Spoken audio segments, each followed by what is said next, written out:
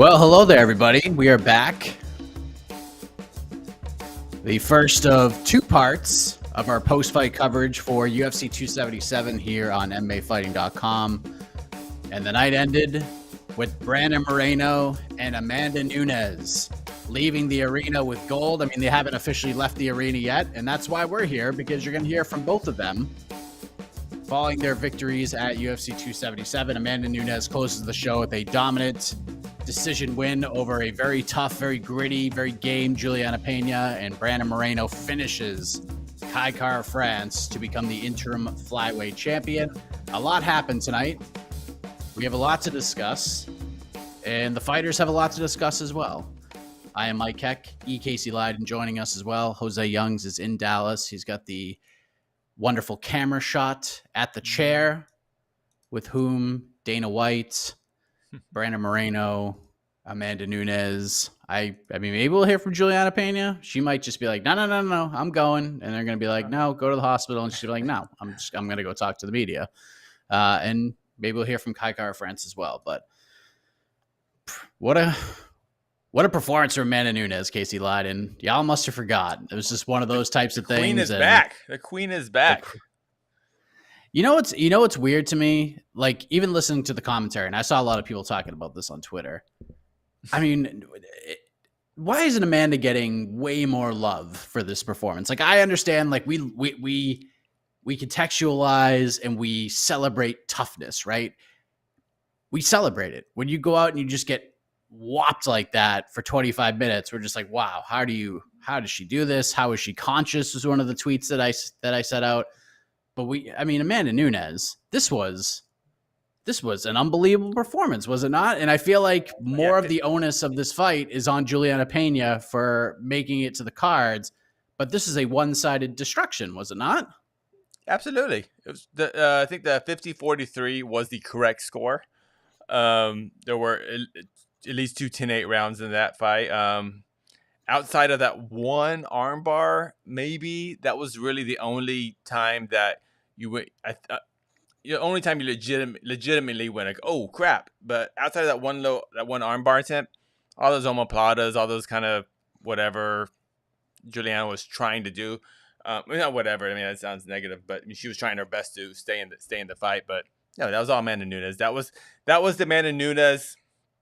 That this is basically how we thought the first fight was going to go, in a sense. But yeah, it's always been a big pet peeve of mine, just like how we oversell the toughness of someone. Even the freaking, was it the main event that they were talking about the guy that lost to Moreno? Oh no, they're talking about the co-main event. Yeah, like during the co-main event. Like, friends.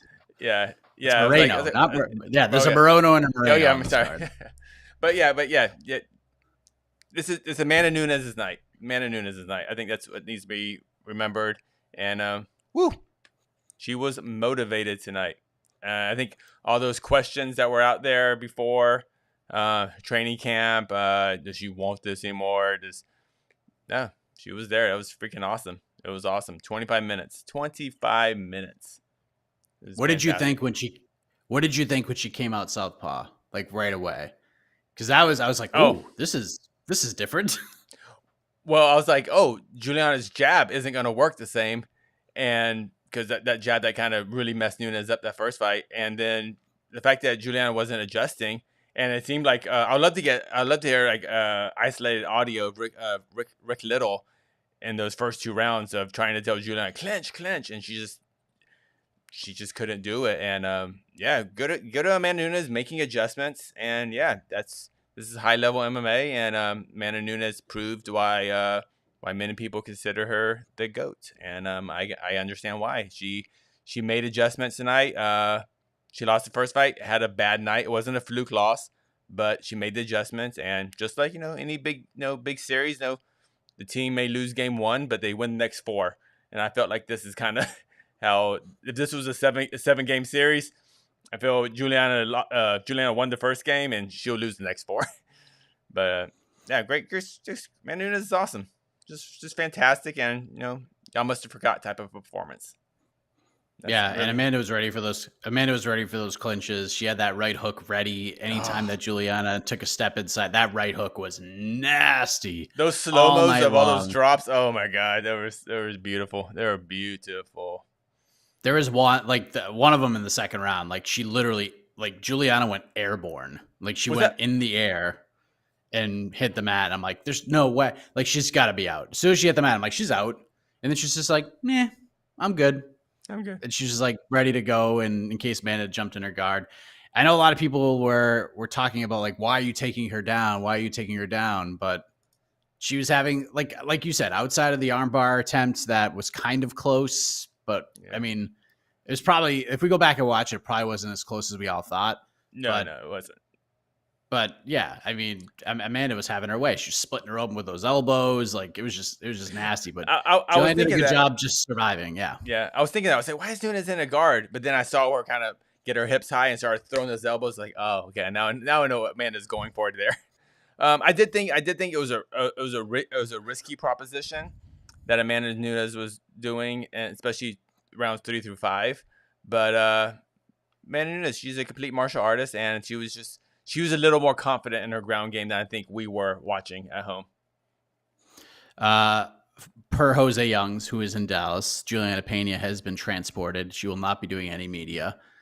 So we will not see her today. I'm not really surprised by that. Juliana probably fought to get back there and say what she had to say, but not going to happen tonight. We will not hear from Juliana Pena. Perhaps maybe she will speak to Ariel Helwani. I don't know. We'll see what happens, but great win for Amanda Nunes. She showed up. Credit to Juliana. Credit to Pena, because she promised she was going to do everything to win that fight, including gouge and do everything. And the amount of glove grabs that she was getting away with. Oh yeah, always completely cheating. But if the ref ain't going to do nothing about it, keep going. I'm not encouraging it, but I get it. I get it, and I'll give Pena that. Man, I think I spoke highly enough about Amanda Nunes. Now it's time to give Pena a little credit too. Yeah, fought her ass off, and she gave it her best. And unfortunately, I think she did get Amanda Nunes on a bad night and got her on her best night. And tonight, the real Amanda Nunes showed up, and yeah, reality set in. Let me ask you this. We had a finish for Juliana Pena. We had a 50-44 in the second fight. Is there any chance the UFC goes back to this well for a third time? Like next fight, do you think they run this one back again? Or do you think this is one of those quote unquote back pocket fights where, if we need something, we can just go back to it at some point?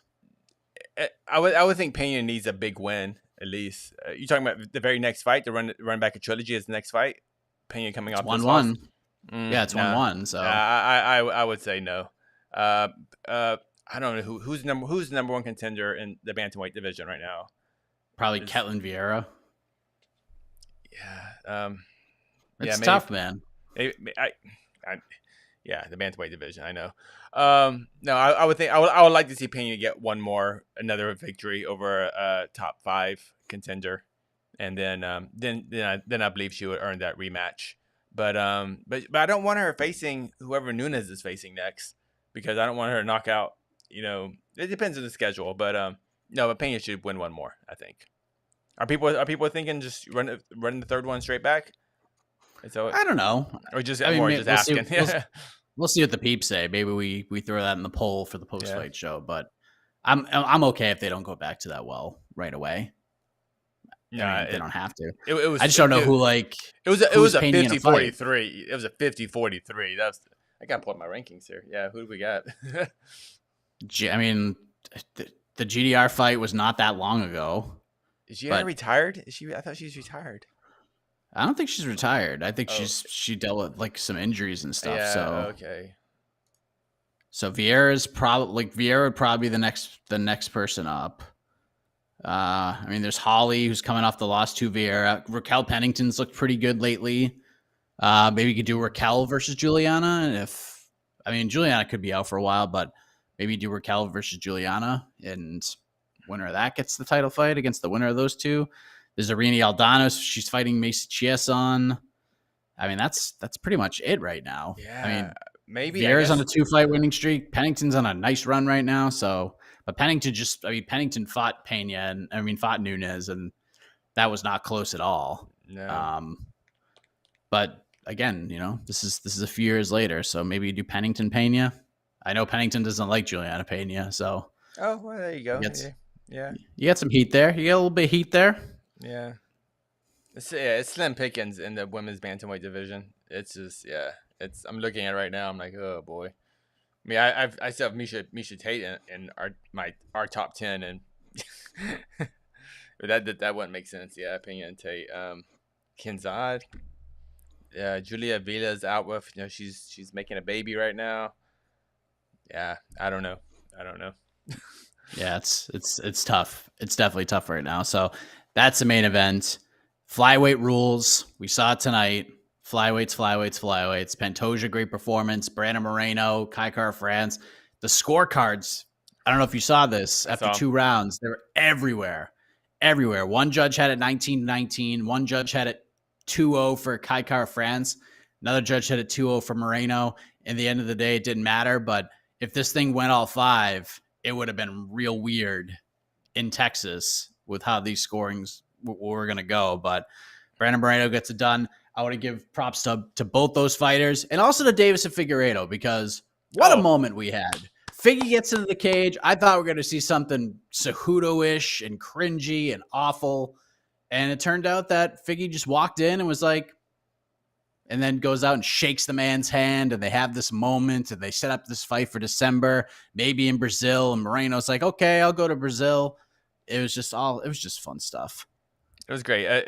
It felt very. Valentina Shevchenko just tweets out a little while ago. Looks like Amanda decided to fully copy my stand-up game, but then said, "Great fight, both ladies." Good stuff, Valentina. Crazy. Bonuses. Who do you think's gonna get some bonuses tonight? Is this gonna be one of those nights where like all the finishes get bonuses? What are we thinking? I don't think it's gonna be one of those nights. I mean, hopefully it'll be one of those nights. But without a doubt, Pantoja. Yep. Let's see. Pantoja. I'm gonna assume Drew Dober gets one. Moreno's probably gonna get one. Oh yeah, then Moreno. Freaking Moreno. Shoot, someone's gonna. Okay, if we go by traditional, 2 performances in a fight of the night. Oh boy. You know what? Okay, Moreno, Pantoja, and fight of the night. I'm gonna give it to who is it? Dober Alves.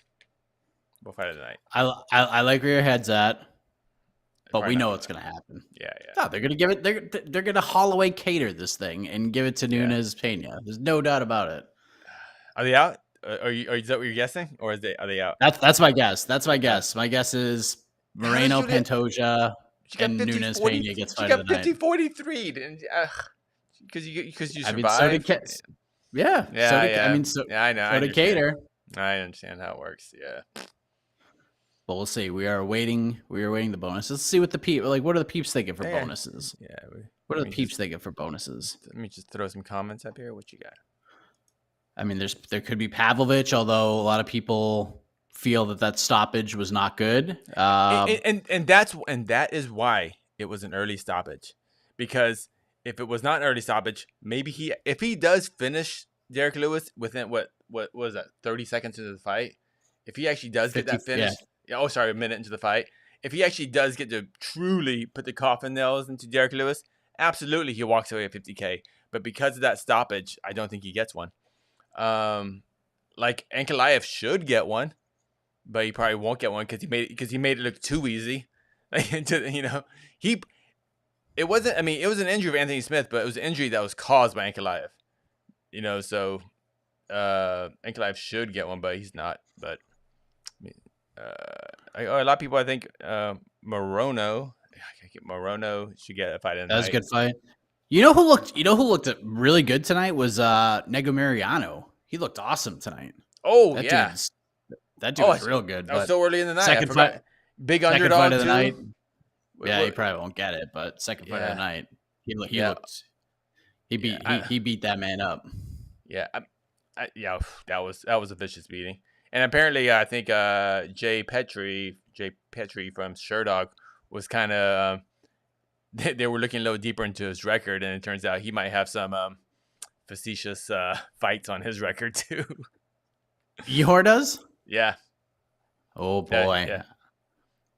Yeah. Yep. Oh man, the year of fight yeah. record padding Yeah. in the UFC. Yeah. Those Eastern European fighters can kind of sneak him in sometimes, I think. But Michael Morales probably won't get one because he was such a favorite. That fight was more competitive, which I told you guys it would be. I told you Fuga was going to come in, and I mean Morales won. I thought Morales won the first 2 rounds. Yeah, but Fuga was in there, man. He was in there. He's a legitimate professional fighter. He made Morales fight for that victory. He made him earn that victory. But Rogan was a little too on board the Fugit train. But Joe Rogan had a rough night tonight. This was not his best night. I know a lot of people love Joe Rogan, and I get it. Listen, I get it. His voice is synonymous with the product. I understand it makes the events bigger, 100%. I thought he had a rough night, and in turn, it almost made DC have a rough night as well in a way because I love DC and Felder. Each other. Yeah, and DC and Rogan just. How many times was Rogan just asking questions that should be basic knowledge you get in a packet? He was like, "Wait, why isn't Alex Perez fighting so much? Oh, he got hurt. What?" Like he was just asking just really basic. I think he even ask Moreno is like, "Do you want to fight the trilogy?" He's like, "No, actually, it's the 4th fight." He's like, "Yeah, but rough night, man. Rough night. But the main event, they were the main event specifically. It just seemed like." It just seemed like the Juliana Pena show, like the whole fight. Obviously when Nunes escaped like submission attempts that like weren't really submission attempts, it just, I don't know. Like I didn't dig it tonight. I almost could hear the frustration in Anik's voice a little. Me too. Like, I heard. You know what I mean? I heard it. I heard it also. What the hell is going on tonight? But yeah, I mean. When Rogan's on, DC's really strong, and like when they're great, they're great. But when they're bad, boy, I mean, this is not great. But yeah, Moreno and Figueiredo, just a heartwarming moment. I love that so much. I guess Amanda Nunes is on her way. I guess she's gonna be first up. Awesome. But we'll see what happens. Hopefully, we can get some bonuses soon, so we can talk about that. Oh, wait a minute, I am wrong. Dana White is here. Let's hear from the big boss. As the gate was 4.45 million. Highest single night gate in the arena's history. 21 consecutive sellouts. 19,442 in attendance. Performance of the nights went to Dober and Pantoja. And the fight of the night was Moreno and Kai Kara France. What's up, Dana? Great main event. The scorecards seemed dominant, but actually in the real fight itself, it seemed a lot closer than that. What was your thoughts on the fight? I didn't think so. Thought it was completely dominant. You didn't think there was 5 knockdowns in the first 2 rounds. You didn't think any of the submission attempts at the end in the last 2 rounds she could have got one? What did you think? Yeah, she could have. She didn't. There's a big difference between submission attempts and knockdowns. Not even comparable. What did you think of Amanda's performance overall? I think that 2 things. I think Juliana's tough as nails, and her will to win is second to none. I mean, she wanted to win. I think as dominant as Amanda was, and she was dominant tonight, I didn't think it was close any way, shape, or form. It was a complete shutout. But she still looked a little gun shy to me, But, going in against the person who beat you the first time, I can see that happen. But, I mean, it's stupid for me to even say that. It was an absolutely dominant performance. You think it was gun shy, or she was just more conscious of her cardio and wanting to? Yeah, I think she was concerned about her cardio probably because when you think about the way that she fought Cyborg, she usually goes in and throws tons of punches. She had Juliana hurt many times. Had her on crazy legs a couple times and never really went in for the kill. What would you like to see for Amanda next? Or she said she wanted to take some time off. You think that's reasonable? Absolutely, yeah. Co-main event, obviously Brandon Moreno wins the interim title. What did you think of his performance and that fight in general? Fight was awesome. It was fight of the night on a great card with a lot of good fights. You know, Moreno's another one. Tough, durable guy. Kai Kara France was in there to win. He got caught. So they're obviously going to do the fourth fight with Figueiredo. I know that traditionally we don't like to see those fights 4 times, but is that a fight that's so good we could just see it play out over and over? 10 times. Yeah, I mean, it's one of those unique, freaky deals where who doesn't want to see that fight again? It's just, yeah. And I'm the worst with that shit. I hate that stuff, you know. If you got a guy who's up 2-1 or whatever, you don't ever need to see that fight again, ever. But this is just one of those weird ones that you can. What did you think of the Derrick Lewis stoppage? Did you think it was too soon? I think it was too soon. But to be fair, Murgliata's a great ref. The way that he fell, probably 9 out of 10 of the people in this room would have jumped on him and stopped the fight, so including me. Yeah.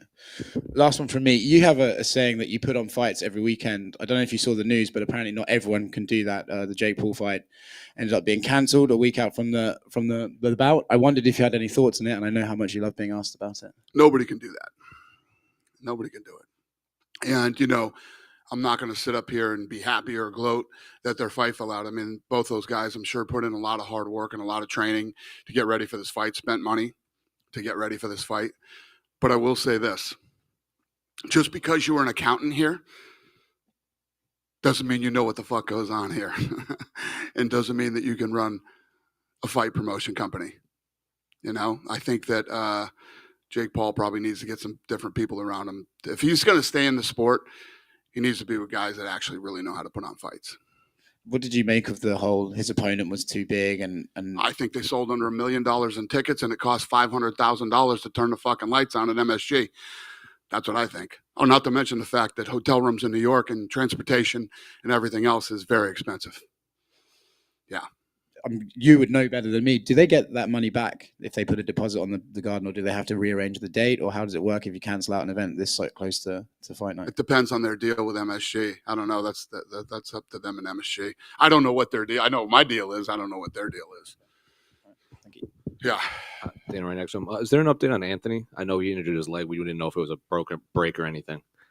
What's the question? Was there an update on Anthony Smith? He hurt his leg in the fight. Yeah. Did anybody? Yeah. No fracture.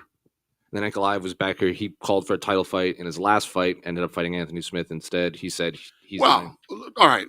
Let me answer that question. Okay, where is that actually? He says, what do I got to do to get a title? Well, you were number 4.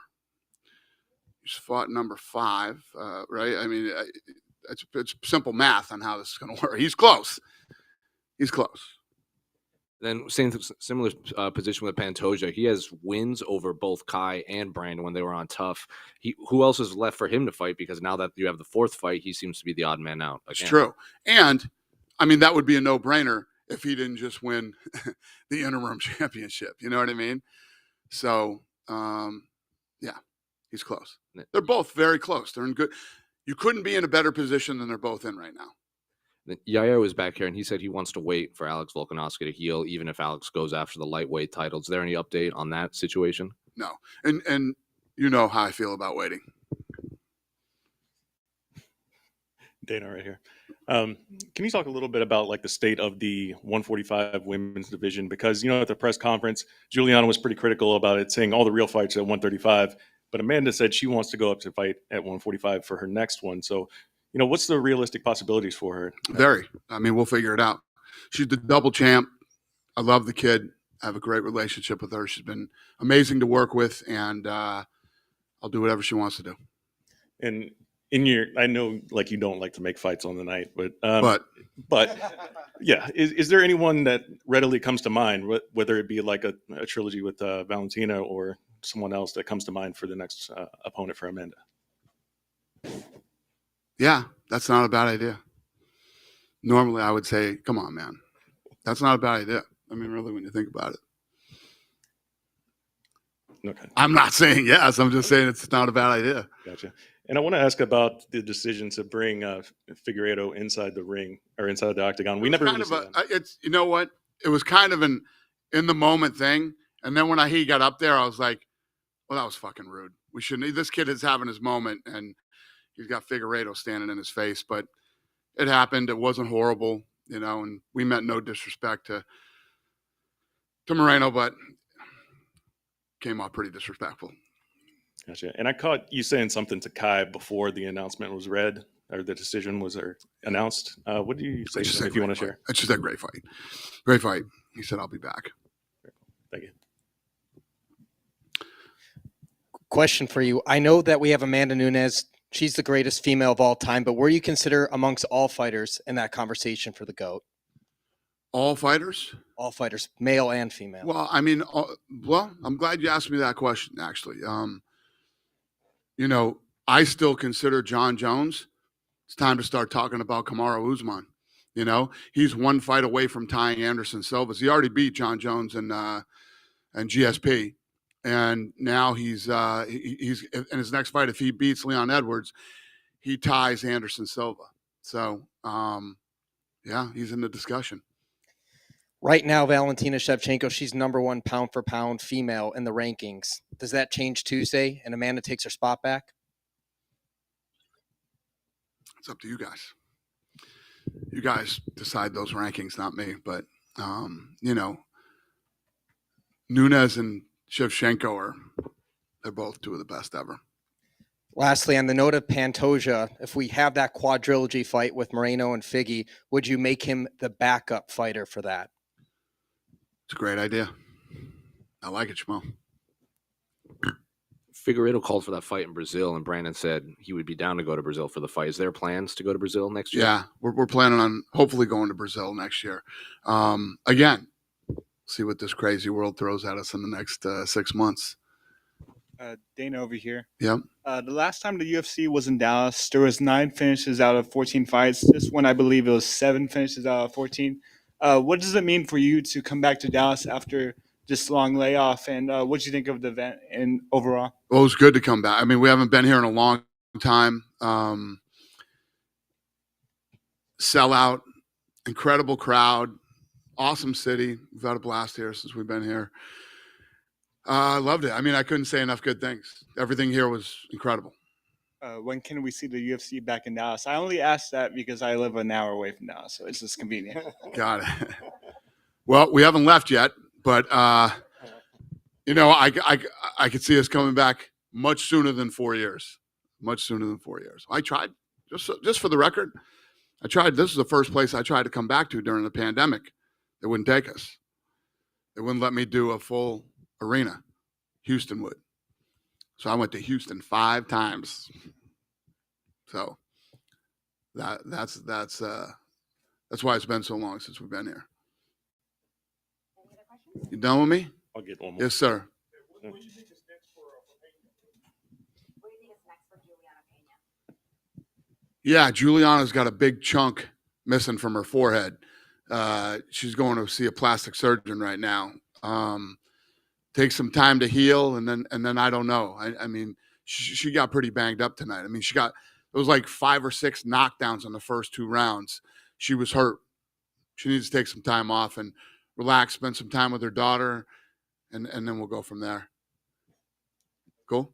Dana over here. Yeah. What do you think about Hamdi Abdul Wahab's performance? He's now the first UFC fighter from Egypt, and now he's gotten the first win as an Egyptian fighter. That was a badass fight too.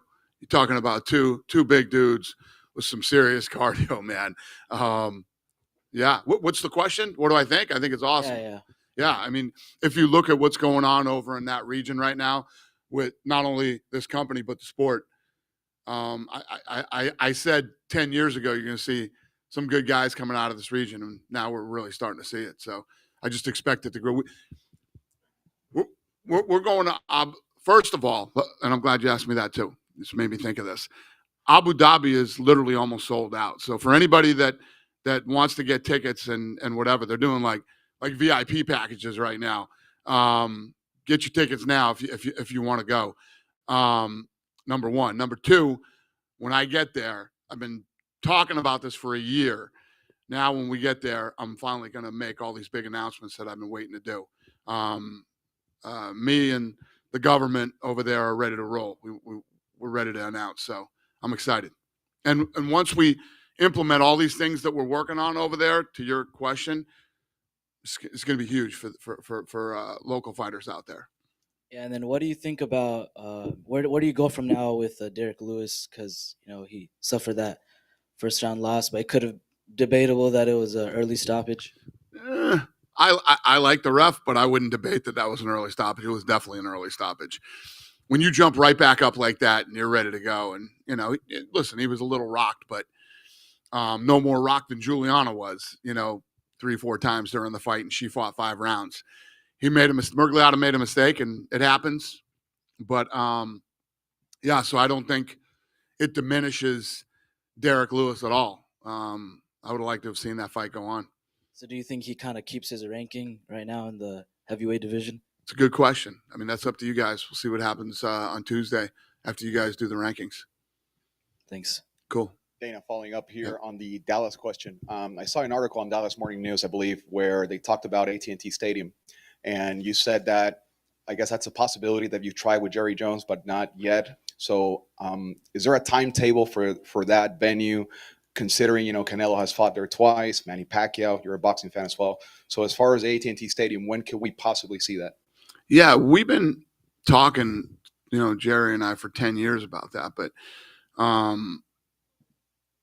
it's just, you just got to, here's my thing. I'm all about the experience. I'm all about the right experience. I'm not about throwing 100,000 people in a stadium to, like in here tonight. Even if you're in, the cheapest seats, you're still part of the fight. I mean, if we do it at Dallas, Texas Stadium, it's gonna be like watching guys fucking ants fight on this thing right here. You know what I mean? If you're in the wrong seats. And that's not the experience that I want. You end up watching most of it on the big screen. I like arenas. I like, I like tonight. I like fields like that. I like 15 to 25,000. Yeah, I get it. Absolutely. And obviously at the time, I think GSP was here when you guys did a tour, and I can't remember who else, Johnny Hendricks. So also, would you need like the star caliber athlete for that as well? Well, yeah, you need to sell 100,000 tickets. I mean, you can't just throw anybody in one of those fights. You got to have the right fight at the right time. But we've also had really good experience. Ronda and Holly in a soccer stadium in Australia was pretty awesome. The GSP fight, like you mentioned, that we did in Toronto was awesome in a big stadium. So I don't know.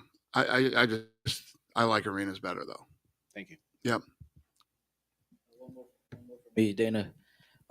So whenever you pick a card, and you pick a location like in Dallas, do you look at if that fighter is from the home state? Like you had Alex Moreno, he fights out of Houston, and then you had Derrick Lewis, obviously, who fought out of Houston. Fight promoting 101. The guy on the main card absolutely positively has to be from the place that you're holding the fight, okay? And then when people get so big that they turn into massive superstars, you would do it in Atlantic City, Las Vegas, or Madison Square Garden, right? And sometimes the Staples Center, depending. We were just talking. What was it? Arizona that we were talking about that day. What was the nationalities? Yeah. Huh? Yeah. So think about this. What the UFC has been doing lately, right? We're in Arizona with an Italian from fucking Italy, right? And a kid from New Zealand. And it sells out and the place is going. It's just, when you really think about how much we've changed the game on so many different levels, including the way fights are sold, promoted, and, where they're held, it's pretty crazy. I literally, me, Crawford, and Tyson were saying tonight imagine growing up thinking that you could sell out an arena in Dallas, Texas with 2 women and break the arena record where the Mavericks play. Think about that. So do you feel like now you can sell out anywhere you go at this point? Is that how far, the company has grown? Well, we have been. I mean, we're on our 21st straight sellout. I wouldn't be as arrogant to say that I think we could sell out anywhere we go. But we're on a hell of a run. Just going off of that, Dana, does that mean promoting has, in your experience, become easier as you guys have gotten bigger, or harder because people see how big you are and harder to deal with? It's never. Let me tell you what. This thing is anything but easy. You know what I mean? It's why so many people. This looks so easy and it's fun. It's exciting to be around. It's this is literally the dream job for all of us. I mean, you guys get to sit in the best fucking seats, cover the best sport, watch the best fights in the world. But it's not easy. There's a formula to this whole thing, and many people who are a lot smarter than me and have a lot more money than me have tried to do it and failed. I don't know if I answered your question, but it ain't fucking easy. That I can tell you. You deal with so many outside forces in this thing, from injuries to personal problems to we just go on for days with all the stuff that we deal with behind the scenes and that our lawyers have to deal with and our PR people have to deal with, and the list goes on and on. Good? Have a great night. Thanks, Dallas. There you go. There's Dana White giving us a history lesson on how to promote in certain areas of the country and the world. Things we knew already, if we're being honest. So there you go. What a weird end to that scrum, but here we are. It was like we just saw the GOAT have an amazing performance, and it just ends with, so what's it like promoting mixed martial arts? Is it tough? Did we even address the trilogy option with Dana, or did we just think like there's no way they'll go back to that? Was that even addressed? I think he said Nunes was going to take some time off. I think that's all. Well, I knew that. Yeah, I knew that. But no, that question. But it's the fact that it's 1-1 and just. I mean, I'm in no rush to see it, but no, I was surprised. Whoa. How does a bill? I'm surprised we didn't get. How does a bill become a law?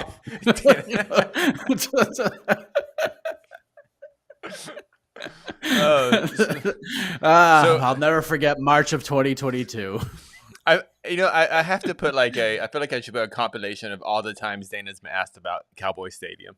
I gotta. Oh man, I do remember it was really close to happening. Like, I think, was it UFC 103? Like one of the first times they were in Dallas, and there was talks about maybe doing Brock versus Fedor. Because I remember I was visiting I'd scheduled a time to visit family in Dallas and got tickets to that card.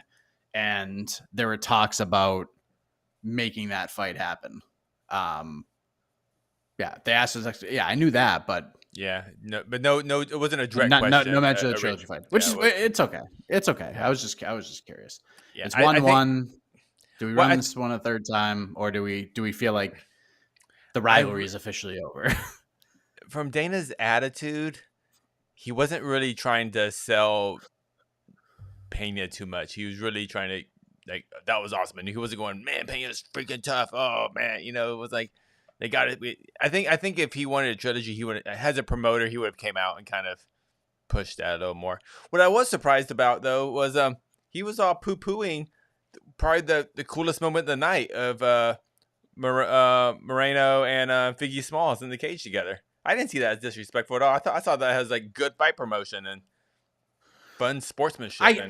I get where he's coming from. I think it was more. I mean, he probably thought about it the same way like all of us did when he like came out of the crowd and walked into the octagon. I was like, oh my god, because remember during like the People's Pre-Fight show, we were like, maybe Davison Figueiredo will be the flyweight we're talking about because he's gonna do something stupid at like afterwards. But it turned out he gets in there, like he's got the shades on, he's got the look on his face, he's got the belts, like classic heel pro wrestling stuff.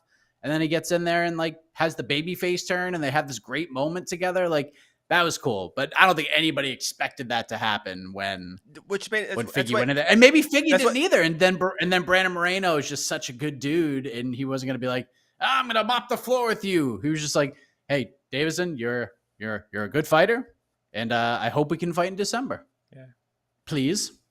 And Figgy's like, okay. And like, gave him a hug. It was cool. Yeah. All right. Yeah, okay. I love that. It was a great moment. It was a great moment. It was like after a big wrestling match, and the two guys, they look at each other and then they go, shake my hand, and they shake each other's hand. It's like that's what it felt like even though they weren't even fighting, but it's just but just the end of that fight, after Kai got knocked out, that body shot, and then Moreno comes and bows to them, and just sportsmanship, it was great. Yeah, that was tough. That was it. Yeah, so I was kind of surprised when he kind of like, it disrespected Moreno. I was like, I didn't sense that at all. But whatever. Yeah.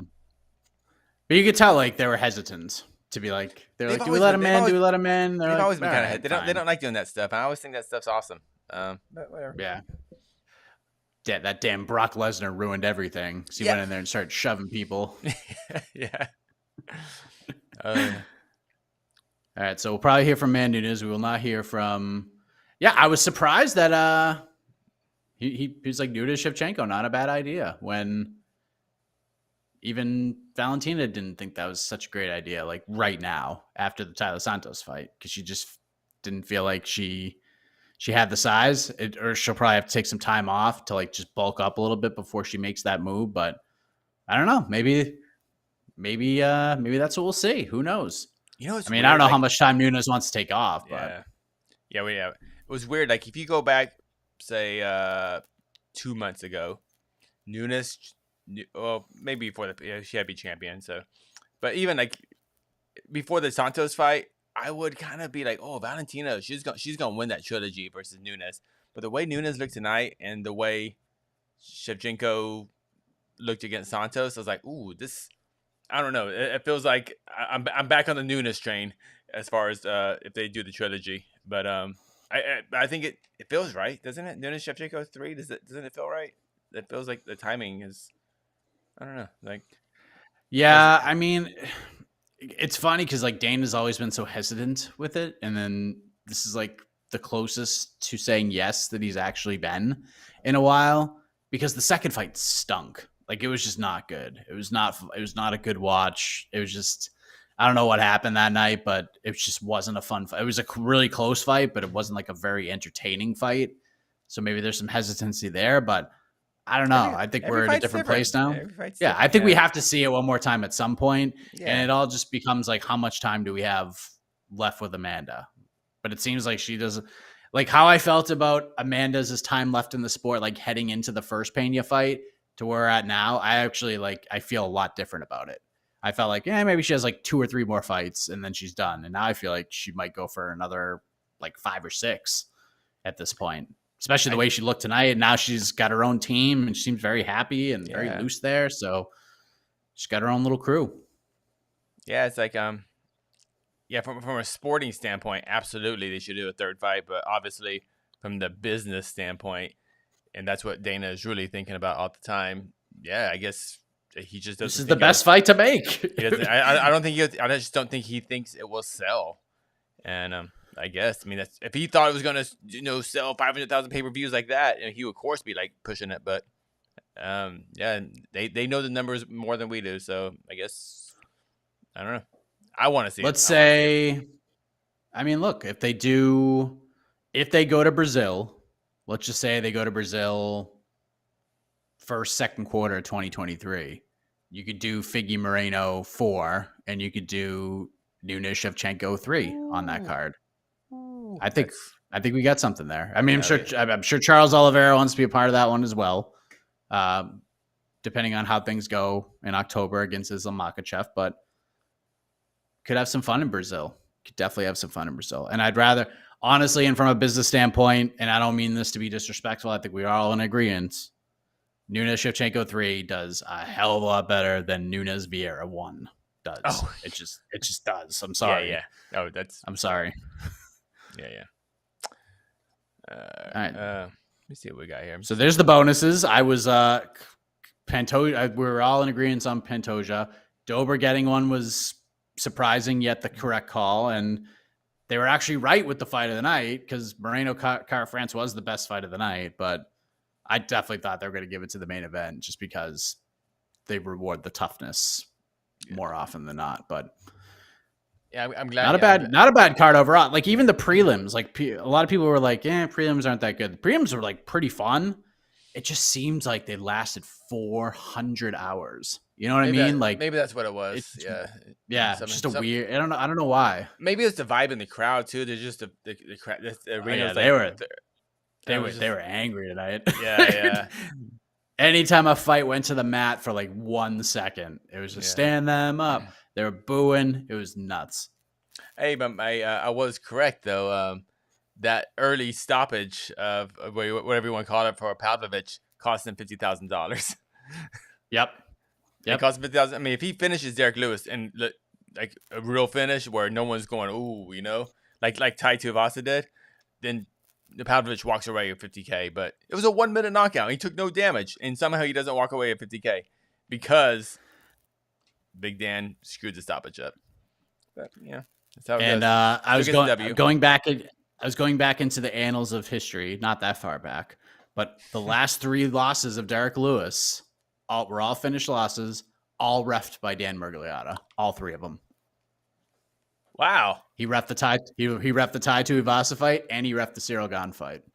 Oh, well, yeah. And it was almost like maybe Big Dan was like, "Oh, I've been here before."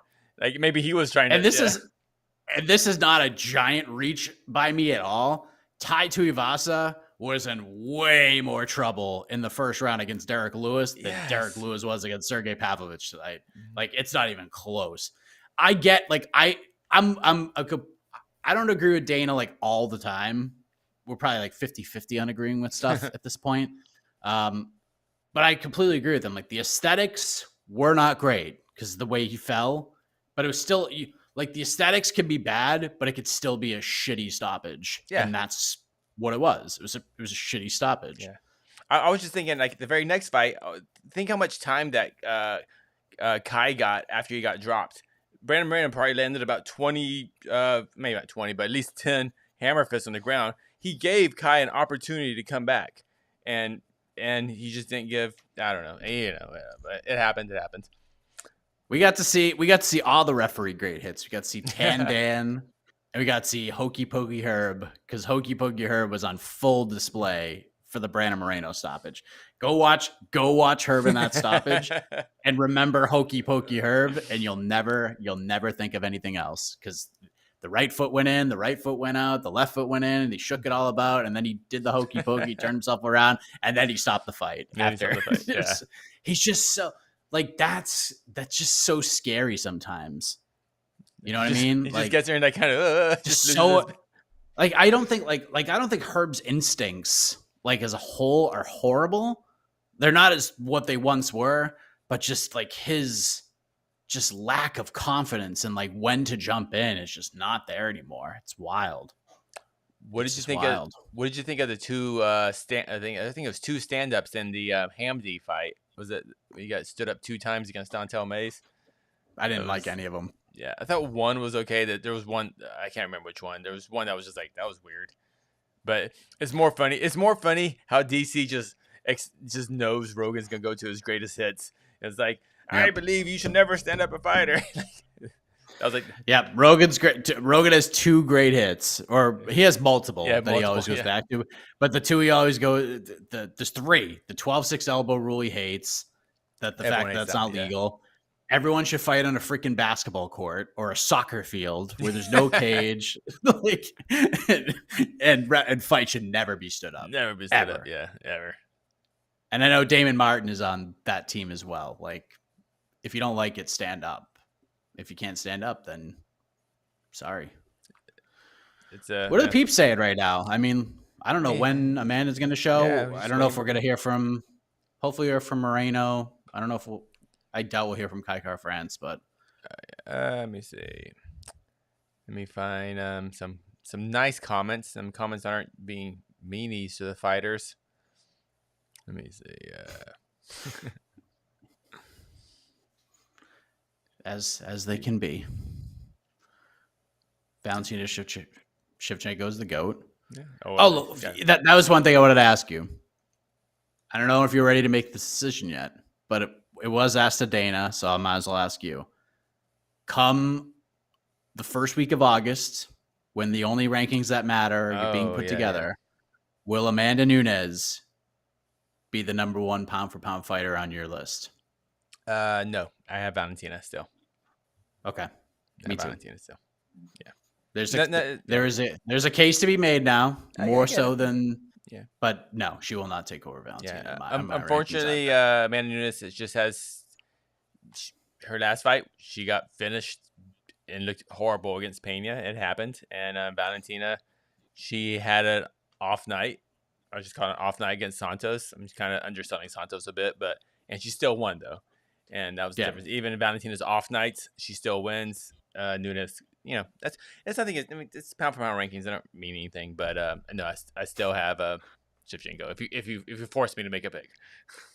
Okay, just curious. Yeah, because I Jed's rankings are gonna be are gonna be out of control. Magomed Ankalaev will be the number 1 light heavyweight in the world. Like, Sergey Pavlovich will be up there. Who knows? Let's talk about that. And think wasn't the fight you predicted, but wait, did Dana say he did fracture his foot? I was unclear his answer.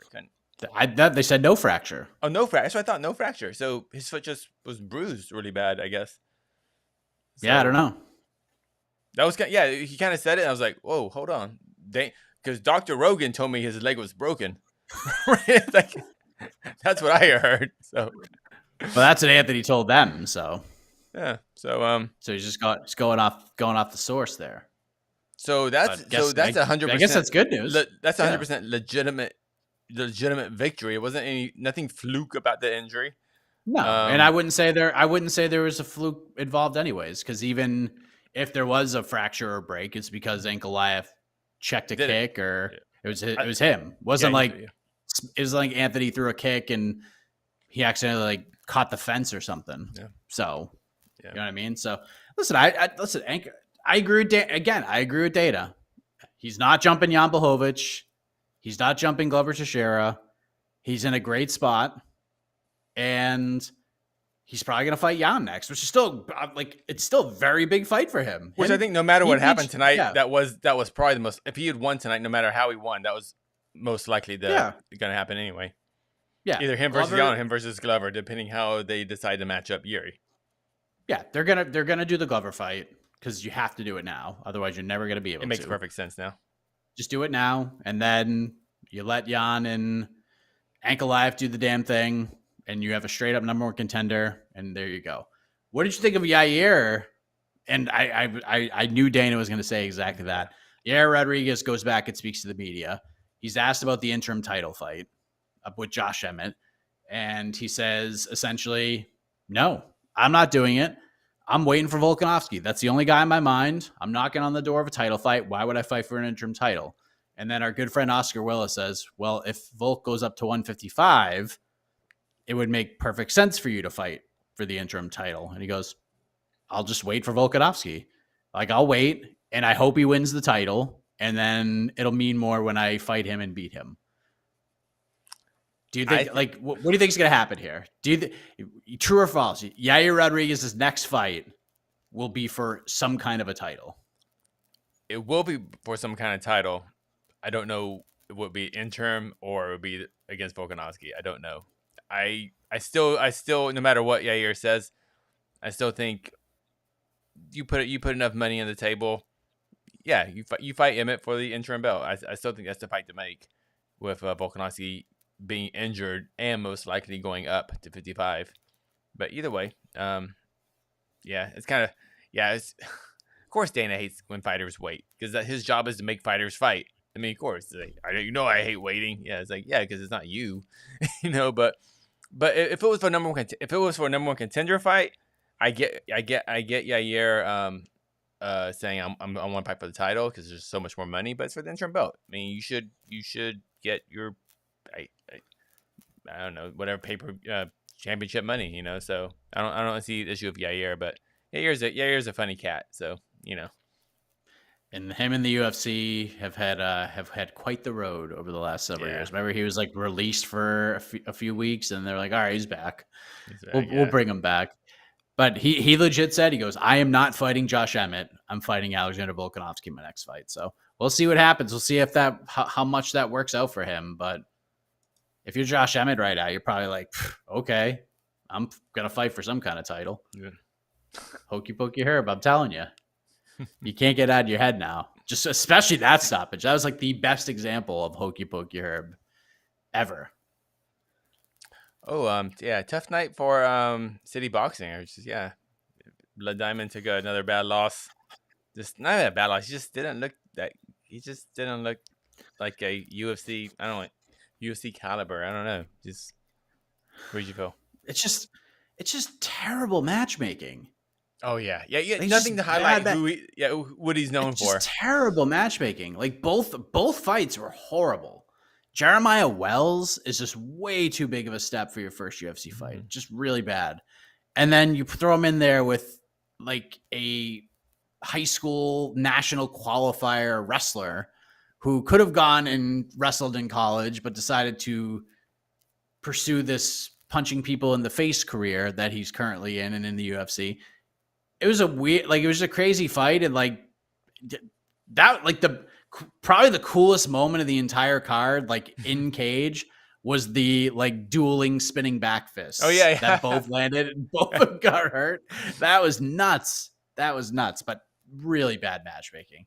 Like you can't do that. But That's like putting Carlos Ulberg in there with like, I don't even know. Like think of a 205 who could just that's like putting Ankalaev. That's like Ankalaev. Yeah. Ankalaev's first fight That's like putting something, Carlos Ulberg in with like Ryan Bader for his Yeah. UFC debut, or like Corey Anderson. Yeah, I Like, got you don't do that. Yeah, Blood Diamond should be in there with like Adam Fugit. Like throw him. No, I wouldn't even put him in there with Adam Fugit right now because I think Fugit would just take him down and beat him up. Like he's got to get in there with like someone who just like has no ground game at all and will just go in there and just chuck hands with him. Yeah, Otherwise, like, what are we doing here? Oh my god! I just realized. Can you imagine if they booked Blood Diamond versus Cedric Doumbé? Both welterweights. Oh my god! See that's an idea. And that's a guy. That's a guy that's only 2-0 in MMA, or 2-0 or 3-0 in MMA, versus a guy that he's 3-2 now, but he was 3-1.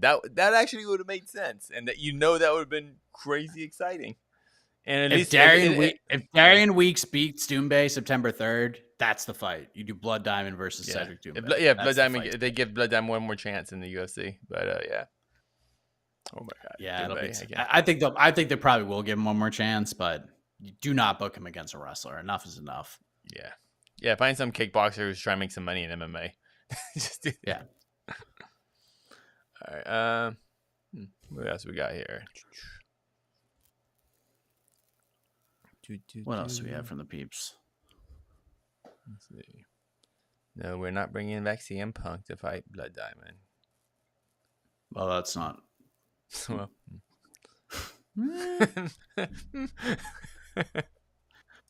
Do we throw Mike Jackson back in there? Ooh, he's coming off a win. Ooh, and Mike Jackson, he's a striker. He's a boxer. He's coming off of a win too. Yeah, that makes.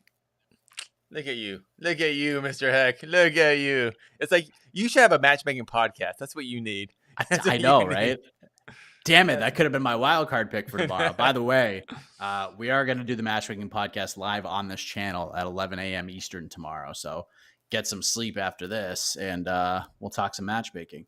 By the way, if you see me just starting to just sweat profusely, it is literally 110 degrees in here. It's brutal. I don't know why. Like, I just don't know how you can't see the sweat just pouring off of me. I've lost 20 pounds watching this card tonight. See, now I just moved to a new home, and for the first time in my entire Los Angeles life, I've been in Los Angeles for 17 years now, or whatever. I finally have a home with AC. So right now I am a Nice. cool. Yeah, the 70 central AC. Central AC. So Yeah, I have that as well in every room in the house except for this one, because we have converted my garage into this new space, which looks awesome. But it's like we have new flooring down, so like, I mean, it's starting to come together. It looks like a whole different spot. But we have like, I was like, we need to get an air conditioner in here. And my wife's like, I ordered you one, I got it. And she ordered me an air cooler, which is not an air conditioner. That's different. Oh yeah, it's a fan essentially. You have to fill it with water. Yeah, They're I know like those, put in one ice pack. So I put in like I always put in like they're 5 loud. ice They're packs. loud too. They're like not so quiet, I can't put it on while I'm doing this. So yeah, we're trying to. Hopefully, we're gonna fix this. This is the end of the line for me because I can't go through a pay-per-view night like this. It's just pouring sweat. It's so bad. Is that where you watch? You watch the fights in there? Is that where you Yeah. saying that? Yeah. I don't know if you watch in the living room or go out different room or whatever. You know, wife's sleeping, kids sleeping. If I react, I do it in here, and they can't hear me because I have like soundproofing all over the place. There you go. See, Jay Gaber, you get it. You get it. That's the one. But I mean, literally, that's it. There's nothing else. Oh, you know what my big takeaway from the fight night was too, from the fight card. Amanda Nunes has a tattoo of Super Mario on the back of her calf. Did you see that? Is this new? I did notice that. I was like, it's Mario. I was like, I don't know. And Jose Youngs always keeps us posted on some of the other cool tattoos in the UFC. I know he was very happy with Orion Kosi's tattoo selections, and yeah, all right, a lot of interesting stuff. This is taking a long time. Yeah, like I know this is not a new thing, but I feel like this is taking way longer than. Well, yeah, you're sitting in a sauna right now, but so I am cutting weight. All right, here we go. Come on, give me some. I'm just gonna throw up any question up now. I'm just kind of of all the fighters to talk about. He's still in one. He hasn't fought in a long time. I think he was trying to fight Aoki, if memory serves me correctly, and then just never put it together. Maybe they were booked for like a couple. I think they were booked for like something, and then maybe like someone got COVID and it didn't happen, and then they wanted to I know Sage wanted to rebook. That was like the first time he's ever kind of like talked trash, which is like, come on, man, let's like fight each other, and it just never happened. So has he fought? Yeah. Has he fought since he got his face broken by Nope. Cosmo? Oh my God! Nope. So it's been over. It's been over 2 years at least, right? Yeah, that was a bad knockout. Yeah, that was a bad knockout. Incredibly weird. I can't believe they made that match. But yeah, you know we haven't talked about. Let's talk about this gentleman. I don't know what I haven't talked about. I deemed him the new nicest MFer in the game, Drew Dober. Oh my God, what a gentleman! He is a gentleman. That guy's awesome. I am a Drew Dober stan. I'm unabashedly just a fan of his. Fights exciting, by the way, just a great smile. Oh my God. By the way, it has been over 3 years. Oh, 3 years. That's what I felt. Yeah. Happened. May of 2019 is when Cosmo landed that punch from hell. Yeah, that was a really bad knockout. But he was booked to fight Aoki last April. Sage got COVID. Yeah. It was like when they were doing those TNT cards, and then that was the last time Sage was booked for a fight. Don't know why. Yeah, Drew Dober. Drew Dober's just so fun. Like that guy's the best. So fun. Dober versus Patty. That too big a jump?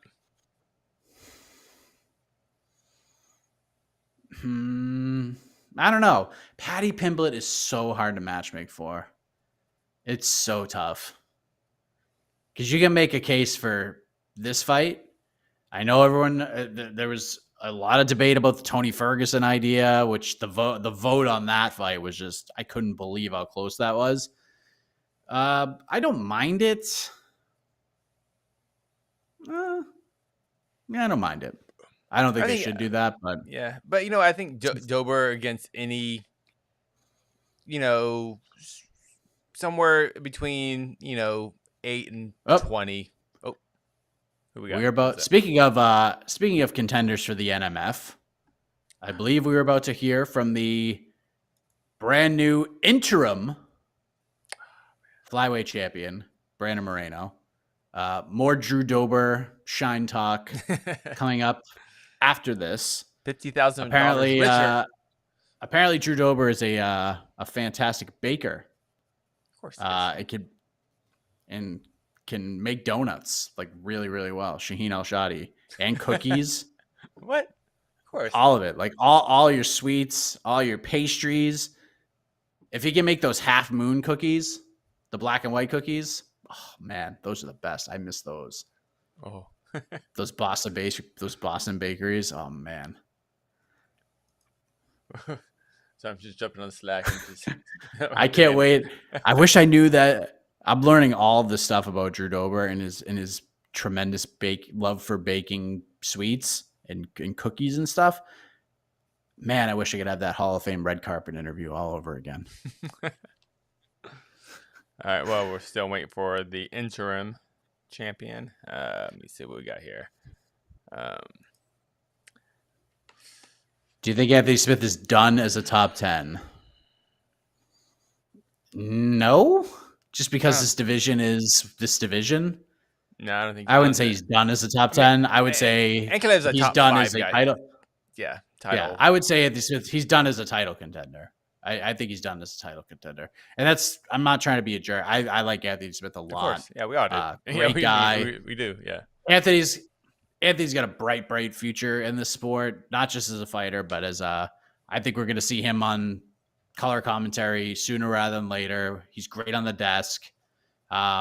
He's just great at breaking down fights. He's great at all that stuff. So I don't think he's done as a top 10 guy, because I think there's guys in that range he could still beat.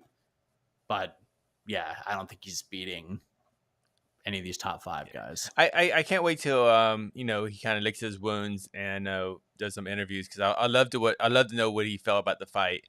And how do you remember? Did they say how early into round 1 when he? Well, I guess he didn't fracture his leg. He didn't break his leg, apparently. So I'm just really curious. He said it was the last kick he threw in the first round. Oh, so the whole first round happened basically, and then it happened. Yeah. Okay. And the whole first round. Yeah, because he went back to the corner, and the first thing he said was my ankle. Yeah. That was the first thing he said was my ankle. Okay, so it happened toward the very end of the first round. Okay, so we did get good 4 minutes of him. 4 minutes of him fighting at full capacity. Yeah, I mean, I know it wasn't he didn't get the doors blown off him in that round either. Like, it was a close round. I thought doors blown off him, clearly won. He didn't. Yeah, but I'm not saying Anthony Smith. I'm not trying to say Anthony Smith was lying or BSing, but like, I know he wanted to come in and like, I'm gonna make this man fight. And for 4 minutes, he really didn't make Ankalaev like fight. He's like, there must be something when Ankalaev is in front of you. Like, I think Anthony Smith is like, oh, now I kind of get it. You kind of, what I mean? Like, he wasn't like, he didn't come out there like I thought he was going to come out and like, no, this man's never fought before. I'm going to make him fight. He really didn't. And that's all credit to Ankalaev and how good he is. And not anything against Anthony Smith. But I can't wait to hear, because I think he's very honest at breaking down his own fights. So once he kind of gets over the emotion of losing a very big fight like this, I'm super curious what he says about it, and if he's gonna give Ankalaev his due, is he gonna go, okay, like I was in the cage for 25 minutes with John Jones, and this guy was scarier, or something. I don't know, maybe not. Which I guess can't wait. He might put Ankalaev over because he hates John Jones. So. But no, I don't think he's done as a top 10 guy. No. Yeah, mostly because the top 10. And he's too exciting of a fighter. He's too good on the mic. He's too good of media. He's too good of fans. He'll leave the sport when he wants to. I think when he's ready to do something else. Because I think he could beat Thiago Santos. I think he could beat Dominic Reyes is interesting. I think he could beat Paul Craig. Who's to me it's interesting. Jamal Hill would be interesting, although I feel like if Jamal goes out there and just bolts Thiago, he kind of just leapfrogs Anthony altogether. And then like he's already beat Ryan. Anthony already beat Ryan Spann, who's number 12 right now. There's Krylov, Walker, Jacoby, and Crude. And he already beat Jimmy Crude. You know, weird one, but he's still, again, that was a similar fight to what we saw today, where it was like an injury that kind of halted all the momentum. This is a little different because Crude, his leg like almost snapped trying to march back out there, but it's just kind of an unfortunate ending to a fight that Anthony was winning that fight too. So yeah, I think Anthony still got some gas in the tank. I mean, he's not beaten. We saw what happened with Ankalaev. I don't think he's beaten Rakic. We saw that fight already. Jan, probably a bad matchup for him. We saw Glover beat him up, and then I don't think he's beaten Yuri. So yeah, I think top 5, no. Top 10, I still think he can hang around. Yeah, for sure. I want. I'm not trying to retire the guy or anything. You know, I'm not trying. No, to absolutely not. Yeah. No way. Yeah, absolutely not. Here we go. Is he eating Fun Dip? Please tell me he's eating Fun Dip. I think it's Nutella. Yeah, it's Nutella. Nutella. Wow, look at this guy, the man. Well, Brian, congratulations on getting the interim title. What does it feel like to have a belt in front of you again? Man, my goodness. First of all, I'm so happy. Since my last fight in January in Anaheim, I was like very frustrated, like very sad, disappointment with myself, with my performance, because I said this before in the interviews, like I still thinking I won that fight, but you always has this battle in your mind battlefield where you need to you are trying to put the ego behind and try to pass the page and try to learn about it. And at the end, right now, I feel I did it. Again, after the last fight, I start to make a lot of decisions, really hard decisions. I did a lot of changes. Obviously, it's part of the human beings when you don't know something, like something is scary, right? But something good about my career, I never had this scare enough to don't take those decisions, and I did it. And right now, I feel everything is in the correct place again. Well, you guys won fight of the night, obviously, so it wasn't. Let's go, money. It was an exciting fight. Is that the type of performance you expected from Kai, given the time between both of your fights? It was nice. It was an amazing surprise. I have a lot of respect for Kai Kara France, and I had 3 fights in a row with Davison where he started to throw me a lot of trash talk, and then I start to get angry and I start to answer back. But was very very refreshed to be in some like interview against Sky or whatever, when the guy was like very respectful with me. And yeah, definitely I was a little bit surprised with he was a little bit more smart in the middle of the fight. I knew he will try to make the counter after my jab, throwing the light kick. In my last fight against Davison, he killed me with the light kicks. But I was like working every single day and fix those mistakes, with James, with my coach Capetillo, with my coach Hoya, that part of the striking. And I did it, and I feel amazing in the fight. Obviously, the 3rd round was a little bit a mess, but we did it. And the kick that put him down, did you know that you could capitalize on that technique, or did you just see an opening and took advantage of it? Again, please, I don't understand that.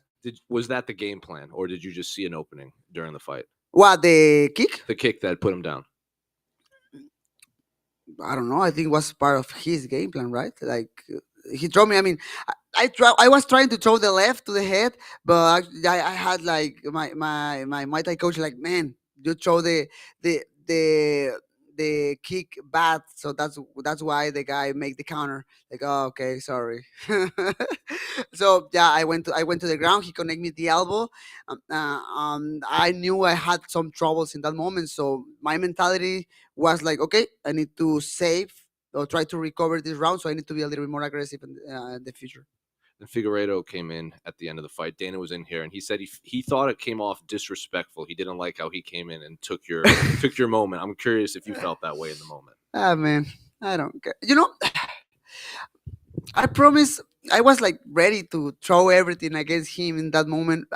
He was in Dallas since like 2 days ago. I saw him in the lobby in the hotel, and man, I was ready to take the mic and let's go, motherfucker, let's go for the forward. But but man, everything I say was real, man. My daughter, my older daughter is Madison. She has 8 years old. Man, now she understand everything or not, but she will understand. And I don't know. I knew I had the opportunity to be a better example for her. I don't want it for her like his dad doing stupid things in television, right? So I don't know. I took the spot to man, brother. I forgive you for everything, and please forgive me if I did something bad against you. And that's it. But don't be confused. I want to fight against you. He wants to do it in Brazil. Is that something you would be interested in? I don't care, man. We can go to wherever. If he wanna go to Brazil, we can go to Brazil. The problem is, he say he will be ready for the winter. He will be ready for December. But for example, the last pay per view of the year is in normally in Vegas. So we'll see what happens in the future. I just want to fight before at the end of the year. I've been waiting for him a long time. Like I fought in December 2020, then June 2021, one more time in this year in January 2022. So I want to have one more fight before at the end of the year. Who's next? Congrats on the win, Brandon. Thank you.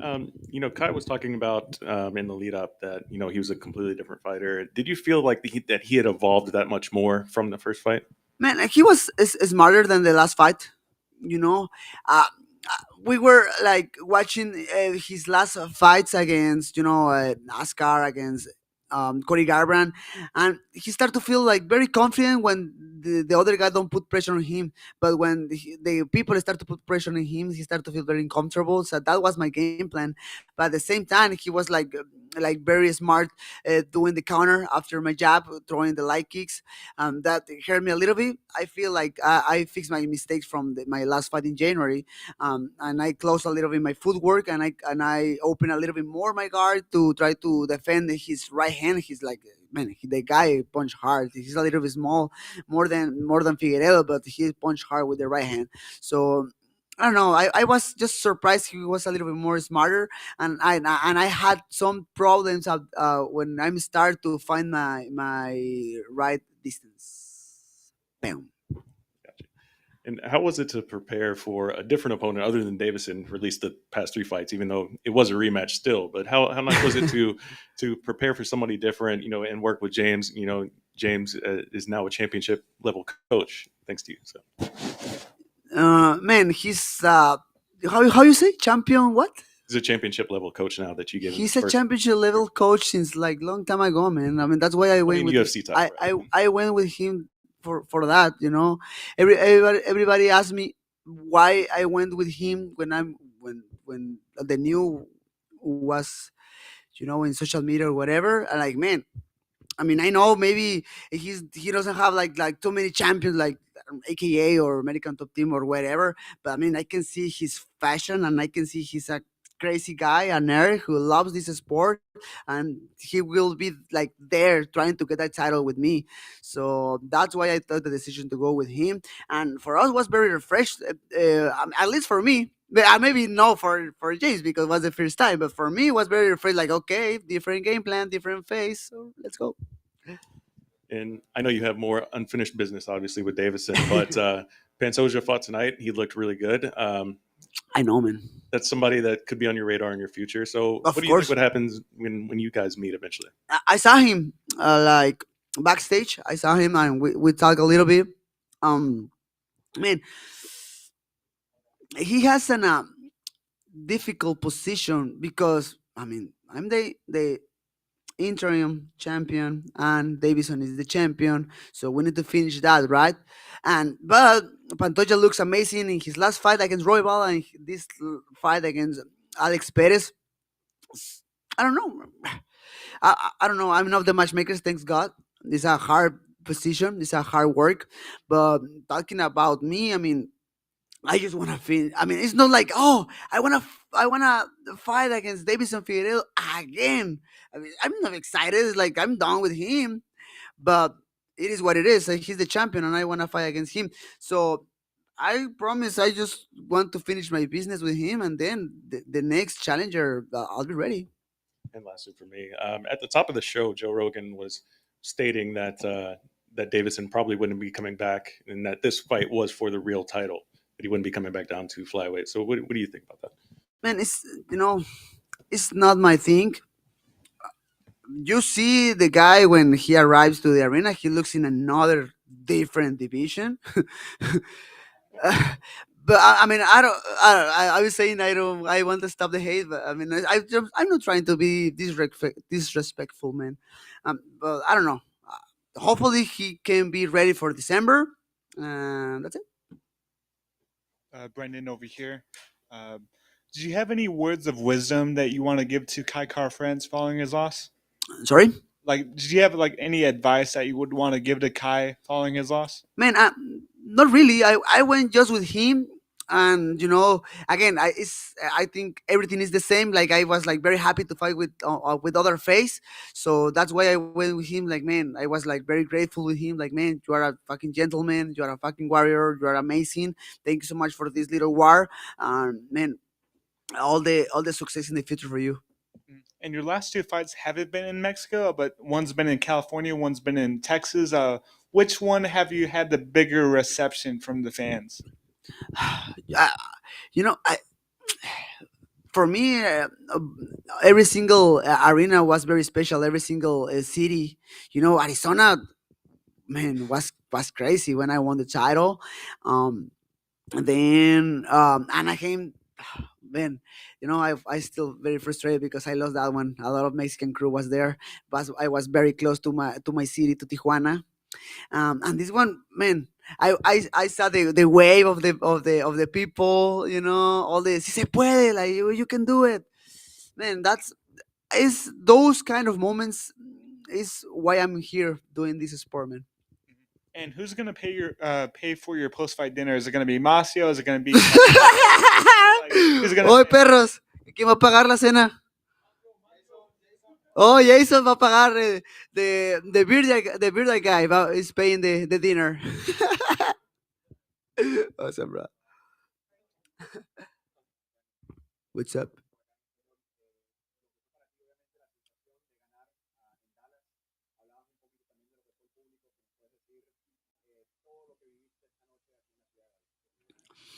Hermano, pues nada, o sea, fueron un mar de emociones, o sea, empezando desde el enero pasado, ¿no? Por todo lo que comentaba del temor y la frustración y el coraje de haber perdido, luego viniendo hasta acá el campamento, las decisiones.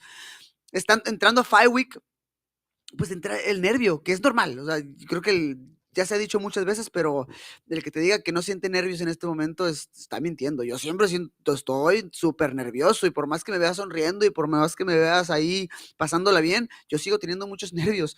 Um, Toda esa experiencia, nada, me hace reflexionar un poquito en que por algo estoy donde estoy, ¿no? Porque a pesar de todos los momentos difíciles, he sabido pasar los obstáculos, y creo que siempre el obstáculo ha sido el camino, y he ido por el camino correcto. ¿Qué dice de tu carácter que en este caso enfrentaste adversidad en esta pelea y nuevamente pudiste salir adelante? ¿Qué habla de Brandon Moreno en este caso, de lo que es su persona como guerrero en el octágono? Carnal, pues que soy mexicano, que soy latino y soy mexicano. Eso es lo que habla. Us. Brandon, right here. Let's go. Sorry. So is that move to Glory MMA? Is that going to be permanent for you? Man, 100%. Watch the fight. I did everything great. Obviously, I had problems, and And my coaches was like with me, like, hey, celebrate today and everything, but we need to fix some little things. But yeah, I feel like I'm amazing with him. I love his energy, brother. I love your energy, brother. I love your energy. We connect perfect, and I know definitely we can do bigger things in the future. And then how do you think you've gotten better over this time? Man, so my goal in this training camp was like be a mixed martial arts. Before I was like very focused, and I don't be confused. I love boxing. My coach Capetillo, I love boxing, coach. I love boxing. I too, you too. But I'm trying to be not just the boxer of the division. I'm trying to be a mixed martial artist in general. Work with my kicks, work with my elbows, my takedowns, everything, the control. So I've been working, with my coach Hector Vasquez, with Hoya, with James. Man, so that's it. That's my goal in the future. Be a mixed martial artist. And then earlier, I think this year, Adrian Yanez said he felt like he's the best boxer in the UFC. What do you say to that? Man, that guy's a monster, man. That guy's a monster. Be careful the next opponent of him, because Adrian Janis is doing great and amazing things. And lastly, from me, Kansas City barbecue or Texas? Again? Jack Stack is really good. Man, I don't take Dallas barbecue yet. Recommend me a place, please. I don't know. I mean, I'm from Houston, but Damn it. I've tried both Kansas City barbecue. I've tried Kansas City barbecue, and I gotta say it's probably the best. Kansas City barbecue is really good.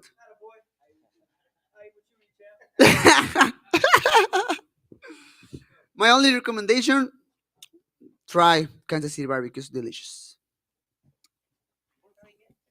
Let's go. Thank you so much, guys. Have an amazing night. Okay, eat, do whatever.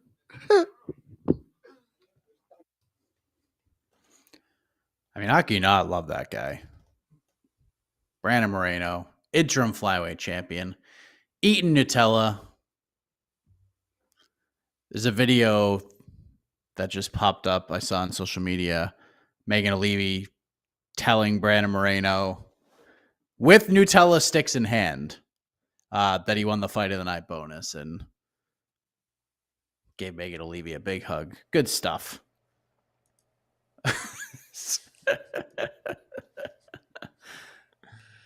There's your champion, baby. That's our champion, baby. There's your champion. There he is. Look at him. Take it all in. Soak it all in. Wow. Nutella for everybody. Good stuff. Wow. That's awesome. That's The best. awesome. One of my favorite people in the sport. I love how, Dana and the UFC tries to sell, whoa, cage fighting, face the pain. And look who the champ is. This is like, hey, just like Nutella. This makes him, yeah. I love this sport. Sport's awesome. Oh man. I went to a Comic-Con here in Savannah, Georgia today. And I walked by. I mean, there were so many rows of like Funko Pops, like those little. Yeah. And I was just like, oh man, Brandon Moreno would be in freaking heaven right now. There's a whole bunch of like Lego rows, like someone had like thousands of them lined up with all like different superheroes. I'm like, oh man, Brandon Moreno wasn't getting ready for a fight. Like this would be a dream come true for him today. Like a boss, like a boss. Like a boss indeed. Mm-hmm. So we're waiting on Amanda Nunes, and hopefully that happens soon. Yeah. Is that it? Amanda Nunes? Yeah. That's it. Yeah. Pena is not going to be there. Yeah. No Kai. Yeah. Dana. Yeah. That's it. We got Dana. We got Moreno. Yeah. Uh-oh.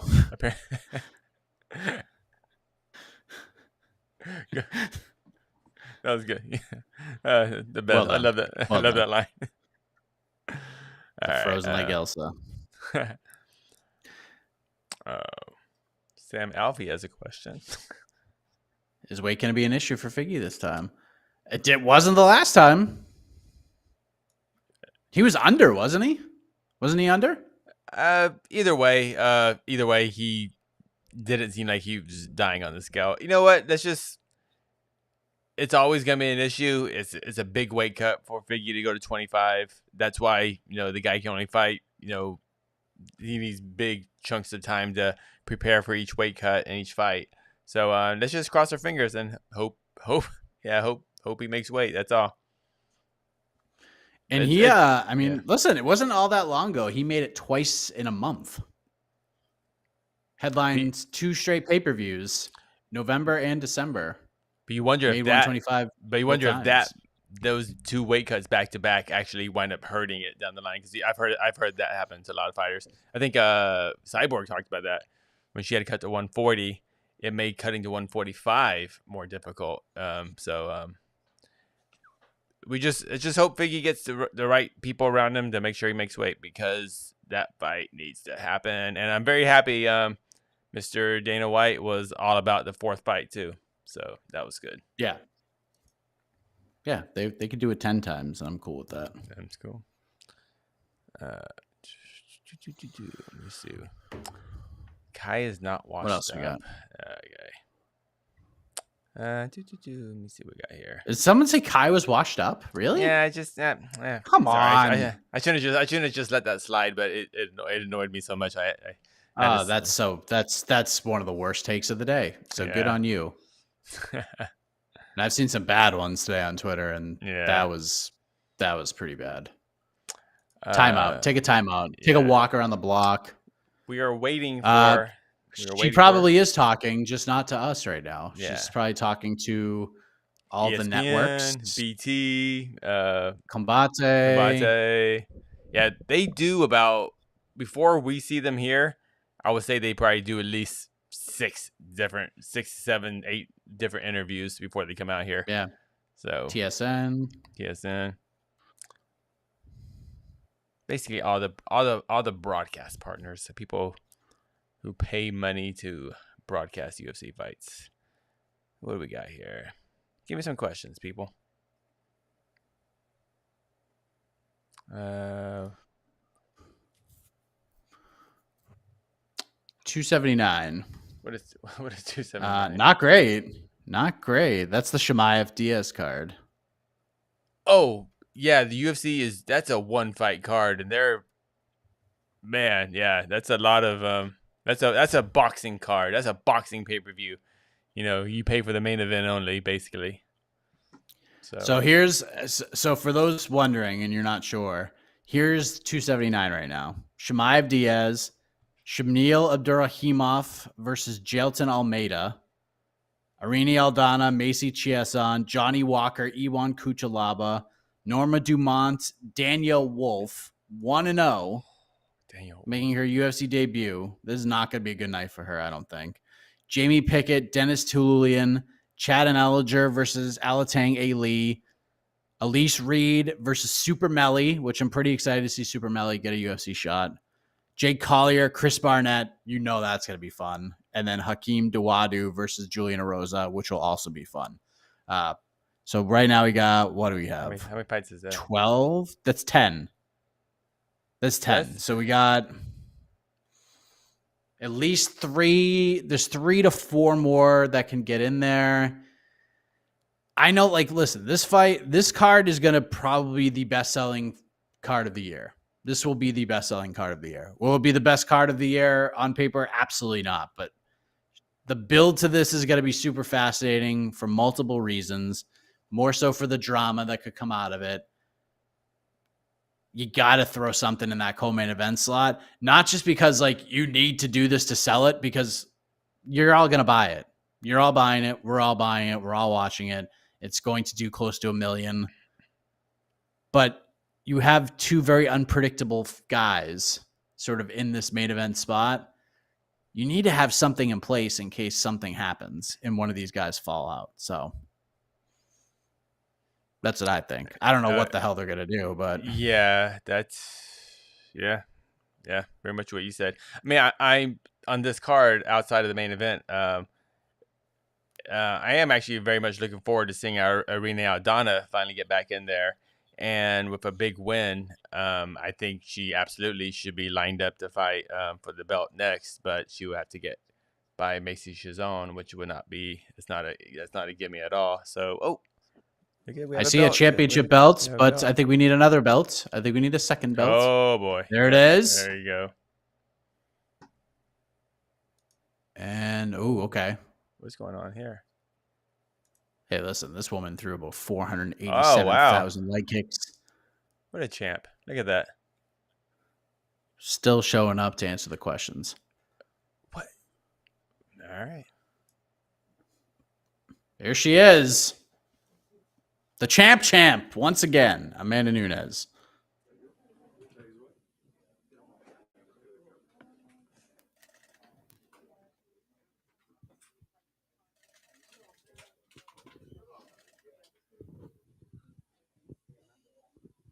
Well, Amanda, congratulations on getting your belt back. Before we get into the actual fight, physically, how are you feeling right now? We saw you come up here with crutches.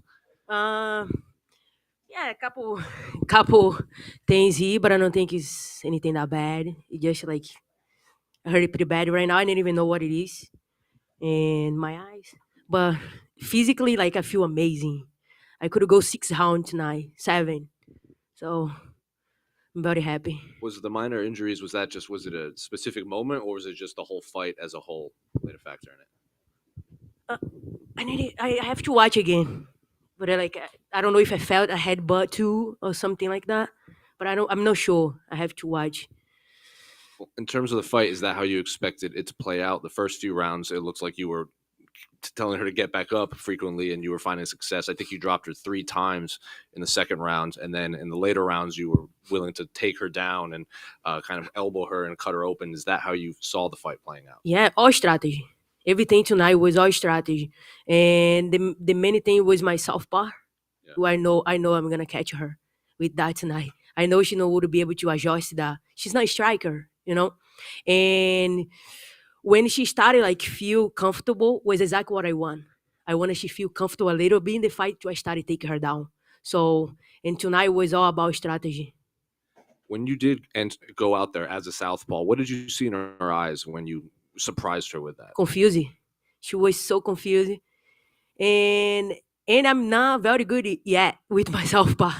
Just was like I talked to my coach like I'm gonna try to see how I feel. And I tried tonight and I feel good.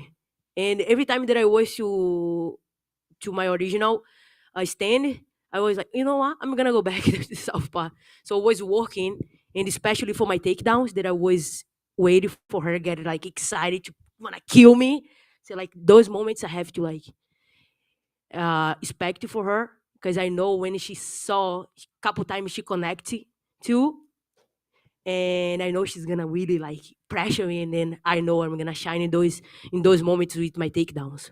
Were you surprised at how tough she was? She took a pretty big beating. I know a lot of people thought the fight was close, but Dana was in here and he said it was absolute domination the whole fight. Yeah, who say that? It was close. The commentators were saying it was a good, tough, close fight, but Dana thought it was a blowout. Well, I didn't even know who was commentating that. So, what was the question? Were you surprised at how tough she was? No, I know Juliana stuff. Like I know. I was ready for that. I could finish her, but I want to go 5 rounds with her tonight to prove I was better than her. And how was the fight with your new corner and your new camp for your first time? Amazing. Then finally, is the plan still to go up to 145 next, or would you like to see what happens at 135 to defend the belt again? Let me see. I didn't even know yet. Let's see what we're gonna do. Have to talk to Dana to see. Hey, Amanda, congrats. Thank you. When Dana was in here, I asked him about, what could possibly be next for you, when he doesn't matchmake on the night of fights. But I suggested a trilogy with Valentina, and he said he liked that idea. So what do you think about running back with her again? Yeah, good. So she's a champion too. That would be awesome. I don't know if you saw her tweet or not, but she did say that you essentially stole her whole style in the stand-up game tonight. So that's funny. She have to put out there something to stand out. Because right now, as a champion, Valentina, she lost her last fight, you know. So I really think if Tyler don't got those headbutt, that fight could be way different. And one question about the fight tonight with Juliana. You know, at the press conference when she said, you know, she was going to do pretty much everything under the sun, like all these illegal things in the fight. But there were some moments where we saw her grabbing her gloves, and I believe someone even said that they saw her trying to bite her way out of the choke attempt. Did you feel any of that stuff going on? And you know, what did you say anything to her in those moments? No, no, no. I want to watch again to see those moments. So was very slippery too, you know. It's like I know she like I think the blood as well. I know was be able to get it like a good finish it. And when I went to the rear naked choke, like she was slippery too. She was defend as well, of course. But like at that point, I say like, you know what, I just gonna like prove it. Like I'm better than her in every way right now. I'm gonna like just hang out here. Like she try to finish it, you know. But like that, I couldn't let it out go, you know. Like it's like she did everything she could, but like I'm better than her, you know. I prove it tonight. Amanda, I want to thank you for coming back here, you know, after such a war and feeling the way you do. You mentioned there's something going on health-wise that you're not sure about. What do you mean by that? Or like physically feeling after the fight? Or maybe like couple things he was during the fight. So my foot, I have to see what it is. And my face too, there's recovery. Like always. Was a war tonight, you know. I expect to like come out with something. But like it's gonna be fine. You dominated the fight, you know, from start to finish. Probably Peña's strongest moment was the armbar. Did you feel it at all in any danger during that time? No, I didn't. So I was just like getting my ready to defend well, and I know she's gonna spend so much energy with that. She put everything in that. I don't know, but like my arm is pretty good with armbar. It's not like my arm is. I don't tap it like easy with armbar. I know like I would get out of that. I just like her like spend energy as much as possible to be able to dominate her. At what point in the fight did you feel like I got this? Was it with when you knocked her on her butt the first time, or when my takedown was working, and I saw she was like not have anything to do. She tried everything she has, and then nothing worked, and then I knew right away I have the fight. Congratulations. Thank you. Champ, congratulations. You're clearly the greatest female to ever step foot in the octagon. What more do you feel you have left to prove to add to your legacy? You know, I did everything already. Now I have the belt, and I'm just gonna keep it going. You know, so this is what something. This is something that's I have to do. Just keep going. You know, and I did everything already. I'm very happy, and yeah. Thank you. Question over here. Looking back at the first fight with Juliana, would you consider that more of a fluke? You know, losing that fight because you had COVID and you had an injury. Would you kind of confidently say that was more of a fluke versus this fight and having, you know, a more prepared camp? Yeah, tonight I was definitely prepared for that. My last one, I have a hard one. I have COVID, and I have to jump in camp right away. Right after, I still feel very bad, and I recovered from COVID during the camp. You know, like I didn't know how I'm gonna feel after. Like I didn't know anything, and during the process, I still hurt my knee, and it was just a mess. And always be able to really get ready how I like to. You know, especially for a girl that's very tough. You know, Juliana is tough. Give a lot of credit for her. You know, and yeah, tonight I was proving, you know, that was like a luck day for her. You know, if she needed that, if she needed to become a champion like that, she have her time, but now it's over. And then was the game plan for you to do more damage on the feet first before, you know, going for the takedowns later in the fight, or, you know, welcoming yourself into her guard? What was the game plan? Yeah, everything today. everything tonight was a game plan. Even like she's gonna go crazy, she's gonna connect, and she's gonna like come in with everything, and then this is the time we're gonna drop the level and then take her down. I know I'm more stronger than her. My wrestling is way better than hers. My jiu-jitsu, my ground game. I just have to be precise in everything, like I was today. So, and I was literally, my body was like amazing. I could go 6, 7 rounds, no problem. Like especially when I started like do some damage in the floor with my elbows. So I give a lot of credit to her. I don't have any bad blood. I feel like she helped me a lot. I actually, I like the challenge. I feel like I function with the challenge. If I don't have any challenge to push me, to threat me, Juliana is a very good threat. So I bring the best of me when I'm feel trapped. So like, oh shit, she might can do this for me.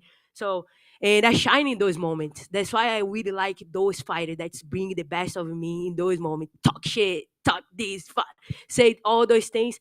I love that. And then finally for me, where would you rank her jiu-jitsu amongst all opponents that you faced? Because the first couple of rounds, you didn't just jump into her guard whenever you knocked her down. You didn't just, pounce on her. Like was all strategy. I don't want to go in there. Why I have to? If I might can knock her out if she get up. So I wanna really make some damage and let she stay there, hang out there, and then wait for her to get up. And I just wanna like be able to prove it, like, okay, I can knock you out, but like I can take you down anytime I want, and we can hang out here in the floor. You can try finishing me, but you can. I know how to defend.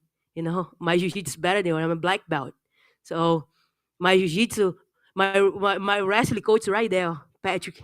So I have a very good wrestling coach. That's a guy that's compete since he young in college. So I know that would be a very good adjustment in my camp when I call him, and then he drive 2 hours to help me. 2 hours, you know, and we make that happen tonight, and I always be able to show takedowns and really make him proud too, and also Bobby too. That's helped me with my ground game and adjust everything. So that's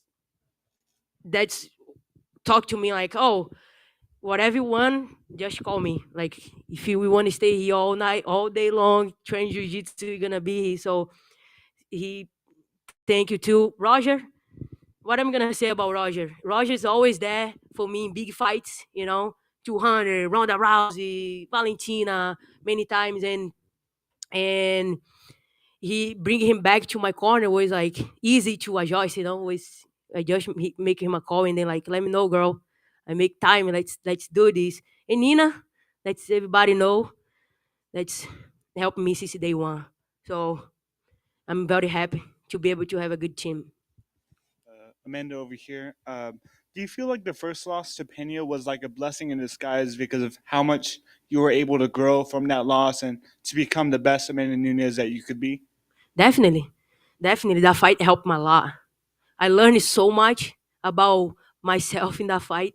That's like make me very strong after that. The fire, I was telling you guys the whole week, like the fire that's lost the belt, give it to me was like, especially for her, That's why somebody that talks so much and says so many things. And for me, like just making me powerful, you know. All the words she say about me and everything, just making me hungry, a lioness. I say in the cage, when the lioness go for the first time to get the prayer, then even all the time the lion get it, But I have to set the trap. And the second time I will get you. And tonight was the night, When I look at her in front of me, say like, this is my food. I'm a lioness.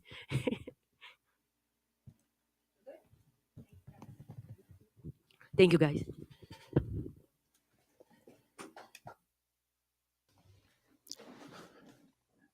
The champ. Amanda Nunes gets it done. Dominant performance against Juliana Pena. And that's that. That is the end of part 1 of this post-fight extravaganza. And I know what you're thinking. These guys are done. No, we're not. We're not done.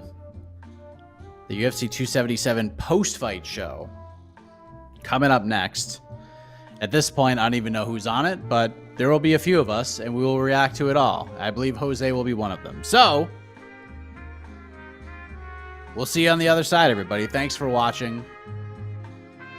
Post-fight show coming up next.